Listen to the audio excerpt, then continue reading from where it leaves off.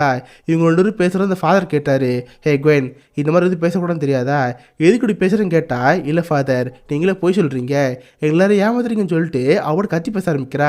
இங்க பாருங்க, கொஞ்ச நாளாவே இந்த கான்வென்ட்ல ஏதோ பிரச்சனை போயிட்டு இருக்கு. சொல்லப்போனா இசபெல் இறந்து போயிருக்கால, இல்ல சந்தேகமா இருக்கு. இவங்க தான் யாராவது கொண்டிருக்காங்கன்னு சொல்லிட்டு இப்படி கத்தி பேசுவாளா?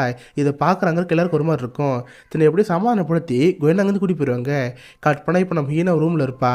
அவள் போட்டு அமைதியாக உட்காந்து ப்ரே பண்ணிட்டு இருக்கிறப்ப சடனாக பார்த்தா சொன் கேட்கும். பார்த்தா ஒரு ரூமில் கன்னிமரோட ஃபோட்டோ ஒன்று இருந்திருக்கும். அந்த ஃபோட்டோ அப்படியே உடஞ்சி போய் தொங்க ஆரம்பிச்சிடும். அந்த ஃபோட்டோக்கு பின்னாடி ஏதோ ஒன்று எழுதுற மாதிரி இருக்குது.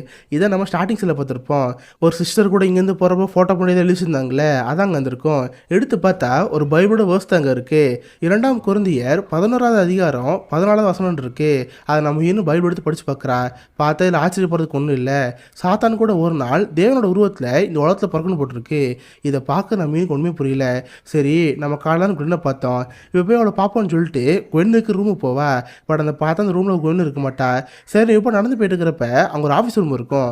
அதில் தான் எல்லா கன்னியாஸ்திரிகளை பற்றின விவரங்களும் இருக்கும். நம்ம இன்னும் எடுத்து பார்க்குறப்ப அவளை பற்றின ஒரு ஃபைலுமே இருக்கும். அதில் இவ்வளோ சின்ன ஆக்சிடென்ட் நடந்துச்சுல, அது ஒரு நியூஸ் பேப்பர் கட்டிங்ஸில் இருந்திருக்கும். அதுமாதிரி அதில் இருக்கும்.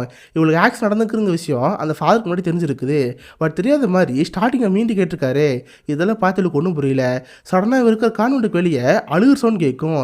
இவ்வளோ சவுண்டை கேட்டு மெதுவாக போய் பார்ப்பா. பார்த்தா அந்த கான்வென்ட்டுக்கு வெளியே சின்ன ஒரு ரூம் இருக்கும். அதில் ஒரே ஒரு ஓட்டை மட்டும் இருக்கும். அந்த ஓட்டை வழியாக உள்ளே நடக்குன்னு பார்க்குறா. பார்த்தா குவென்னை யாரும் கட்டி போட்டிருக்காங்க. சுற்றி ஒரு 3-4 மதம் இருக்கிற மாதிரி இருக்கு.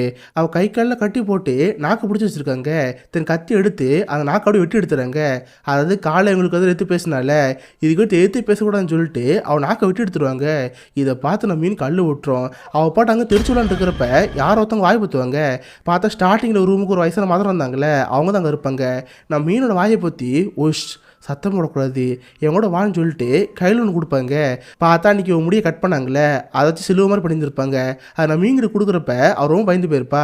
ப்ளீஸ், எனக்கு இங்கே இருக்கவே பிடிக்கல, என்னை எப்படியாவது இங்கேருந்து கூட்டி போங்க. நான் இங்கேருந்து போகணுன்னு சொல்கிறப்ப என்னது இங்கேருந்து போகணுமா, இங்கேருந்து போகவே முடியாது, நீ தப்பிக்க முடியாதுன்னு சொல்லிட்டு அவங்க கூட கோமத்திட்டு அங்கேருந்து போயிடுவாங்க. இதை பார்க்க நான் மீனுக்கு ஒன்றும் புரியல. பயத்தில் அவன் நைட் ஃபுல்லாக அங்கேயே தான் இருப்பா. கட் பண்ணால் அடுத்த நாள் காலையில் சடனாக நம்ம ஹீனோட ரூம்லேருந்து கத்துற சவுண்ட் கேட்கும். எல்லாரும் ஓடி வந்து நம்ம மீன் ரூமுக்கு என்னாச்சுன்னு வைப்பாங்க. பார்த்தா நம்ம மீன் பெட்டு ஃபுல்லாக ரத்தமாக இருக்கும். அதாவது கரு கலந்து எப்படி இருக்கும் அந்த மாதிரி நம்ம மீன் இருப்பா. இதை பார்க்க எல்லாருக்கு பக்குன்னு ஆயிடுச்சு. ஐயோ, ஜீசஸ் பார்க்குற மாதிரி இருந்தார். ஜீசஸ்க்கு என்னாச்சுன்னு நினச்சி எல்லாரும் பயந்து போயிருப்பாங்க.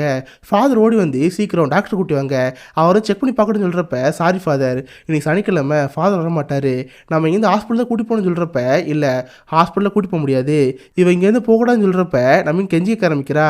ப்ளீஸ், என் உயிர் போகுது, நான் விட்டு சித்திரம் போல, என்னை எப்படியாவது இங்கேருந்து கூட்டி போங்கன்னு அப்படி